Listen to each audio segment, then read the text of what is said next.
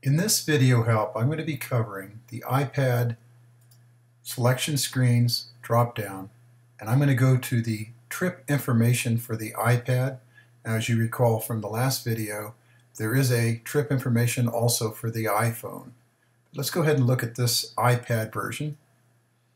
One of the principal things on this screen is that it consolidates most of the activity that's going on in one screen. There are some additional screens, as you can see when you do the pop down. You can see that there's a information portal for this, and the information portal in that particular case is the names of the individuals and the people that are going out on the trips. There's a trip accounting, which is this portal, and there's the fish catch portal, which is this portal. And there's an accounting portal that is if you click on the portal buttons on the end of the rows for each individual portal record, it'll take you to that particular record in the portal. There's also a separate section for the maps online and in the maps offline. On the maps online, what you would do is use them live using Wi-Fi or 3G. If you're in that particular screen and you have a route or directions that you're looking for on there, you can copy them on the screen by using a thing like Snippet or something like the iPad grabber to grab the image, and then you can go to the offline screen and put the same map in on that. That way, if you're in an area where you do not have Wi-Fi or 3G connections, you can go ahead and have the offline map to follow directions to where you're going. Now, obviously, if you're going out on an open ocean thing, you're going to probably have to find landmarks and drop pins and put in the lat long so you can follow that on your GPS as far as locations are concerned. If you're on land, on a lake body, you can also use references both for GPS and land options. For example, buildings or some larger things like water towers or whatever to make your headings and so forth. But if you have questions about that, that's not for this particular video. It's all background information that you can use to work with this video. Let's go ahead and cover the, you can click off that anywhere on the screen. It'll drop that drop down screen selection. On this, the principal information that you can do a search on with a find if you're using the do action. For example, if you come up here and you want to say start a find, these are the fields here that you would use in a find. If you go into the individual portal records, you can use the portal itself to go to it and then use the do action, do a find for the individual records for the portals that you're looking at. For example, this is the information, the accounting, and the fish catch portals. You would go into the individual records by clicking on that portal record, like for example here or here, to go to those records. To move up and down between the different records, you can use the next and prior. And you can also do a show all. If you do a find and you want to bring all the records back, use show all. And this particular button hides and shows the menus at the top and bottom of the screen to give you more space, like on the iPad or iPhone. Okay, let's go on and look at the actual information that's included in the screen so that we know what we're looking for. We schedule a date. Now, this has got a drop-down list that you can add in there to, or is a part of this, to bring up a drop-down and pick the date. The departure time you would type in, you have to put the colon in between the time and the minutes, and then AM or PM. Then you would type in whatever the location is that you're departing from for this trip, and the number of people in the party that are paid individuals. Then you would go over to the information area. If you haven't already chartered prior to this, you would put in each person that's going to be in that particular for a party of 4 and add them. You would want to have contact information for them. And if they're a group, something like a business or a other kind of group that they have a name for them, you put that in there. And then experience level. Now, anything that has an underline in the name of it, the header, means that there is another screen that will pop up that will allow you to edit what is in the drop-down in this area here. So for example, if you got expert, intermediate, and novice, and you wanted another line item in there, click this, go into that screen, click new, add that information in the portal field record, the individual field record, and it'll pop up in the portal on that screen, and then it'll be available in this list. This is really nice when you're using the iPad, because on the iPad the scrollers will provide the information for picking, but it doesn't give you the opportunity to edit what's in that list unless you have something like this, where you have a separate screen where you can edit any list. And you'll see down here that you'll see the Receive For has got a pop-up list, and different places in the application will have these headers like Paid For, so you can edit this, and it gives you a drop-down list choice instead of some of the other things that are offered on the iPad. It gives you just a lot more flexibility. So as we stated, we added the information for the parties that are coming aboard for the trip that they're going out on.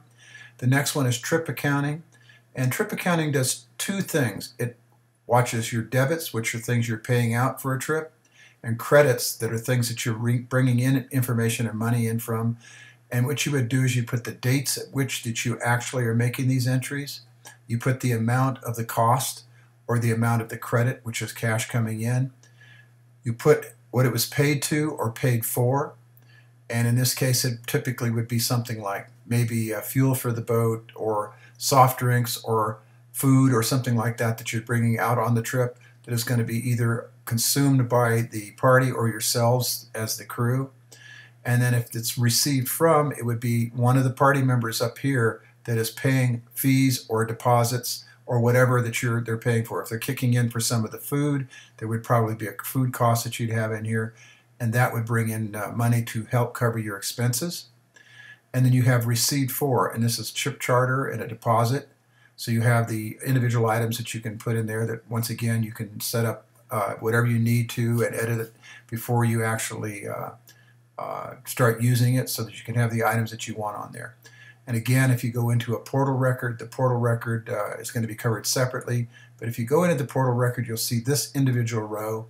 And I'll point out at this time that if you go into a row and you need to delete the row for whatever reason, maybe it's something that you decided that you're not going to charge for, or whatever, and you don't want to even have it entered because it was maybe an error, you can go into the record and use the delete in that screen to delete a row off in the individual records. Do not try to do that in the portal at this area. You've got to go to the individual portal records to delete records. Okay, the next thing you're going to see down here for the accounting is that it does have the sum of debits and credits, and then the trip income, which is obviously the break even. If you're making money, you'll have a positive number. If you're not making money, then you'll have a negative number, and obviously you don't want to have a negative number. So you want to make sure that before you go on the charter that you're covering your fees and your expenses. Okay, the next thing is on the catch. Now obviously this would probably be blank if you're just starting out on your trip. So the first thing you're going to do, if you have a individual that catches a fish, you would go ahead and take a shot of it with your camera, or you can do it with your iPad directly or your iPhone and take a picture of the catch, put in the person's name who made the catch, the time it took to land the fish, the type of fish it is, the weight of the fish, and then the portal record would take you to that portal where you can get an actually very good sized picture of this on the portal record. And then you can also, in this screen where it says large photo, you can click it, and in this screen what it'll do is it'll pop up the individual photo for that particular catch. And there it is. You can see the fish. Now, obviously, this particular one was done at a low resolution. Whoever had the camera set up did not have a higher resolution. In fact, this image actually was taken off of Google Images, so there's no telling what the resolution was. If you're shooting this with an iPhone or the iPad, it'll be a very clear and crisp picture. Those iPads and iPhones do a great job of taking pictures.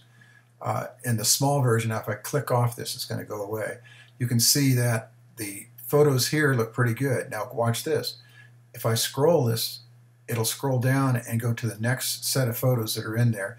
In this particular case, you can actually put a video in there as well. And in this case we have a client info phone business video that was in there, and I just threw it in there. If you click on it, it will open and run that video.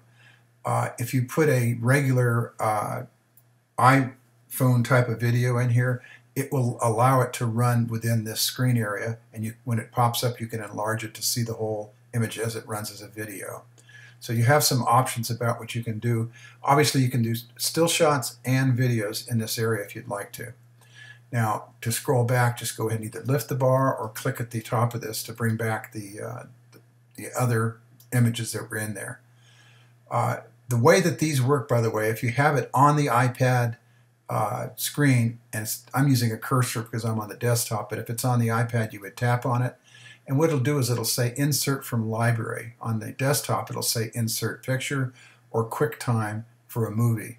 Now, with a movie, what you would do is you would take the movie with your iPad or some device like a camera, a video camera, or you can use your iPhone to take a video and then pop it into the library, and then you can drop it right into this area here. And what it would do is it provide that video. Like I said, if you click into the portal, what it's going to do is it's going to show you a larger view of that same still shot or video. And you can run the video from your iPad. This is trip comments. And this usually are comments that the individuals that are in the party can type in there. They can probably say, you know, whatever they want to. And what this does is it allows you to take that information, and if other people are interested in seeing fish that were caught, where they were caught, and how well the trip went and all that kind of stuff, you'd have that information in here. Now, I do have a delete this record button in here, but let me caution you, do not delete the main parent record if you have other records like in accounting or in the parties or pictures and stuff in this record, because what it'll do is it'll orphan them. What you need to do is delete all the supporting images and information in all the areas here and then delete it. So that kind of leans towards saying, well, why would you delete it? Well, you don't normally delete it unless you have an issue with the way the information is put in and maybe the record is corrupted and you want to re-enter it. You can go ahead and delete the record and do all the child records first, then delete the master, then reinsert it again or re-enter it again. It's up to you. But it's in there just as a stopgap, so I don't have to add it later. It's in there as like an emergency thing if you need to delete the parent record and its subordinate child records. Now, typically when you use this application, you would use one of these screens per trip. So you're going to do a new record each time you create a new client cruise or charter. So you'd go in there and you would click on the and this, the only reason it's doing this is because I'm recording at the same time and it pops up and down because it's stealing cycles. But anyhow, in this case, if you click new record, it'll present you with a new blank record for the next cruise that you're going on. And then you would go ahead and put in your scheduled time and date and all this information and complete the new record just like this one. Now, if you have questions about how to use this application or any of the portals, which we're going to show you later, you can always contact me through the support site. And the support site is available. Now there are, the videos that you're watching have this little icon over here. You can click on that and that presents the videos for you. And as I said, the cycles of recording this thing are making it a little difficult to bring those down and keep them down there. But anyhow, when you bring I'm just not going to bother at this time. Obviously that's not going to work like that when you're actually working it. But you can also use this to close the popovers, which these are called popovers. You can click on it down here or tap on it when you're on the iPad to remove the tab from dropping down. If you have any questions, you can always contact me through the support website, and that is on the internet, and it's easily accessible. If you need help, you can always also contact me by email at vclement@gmail.com. Thank you.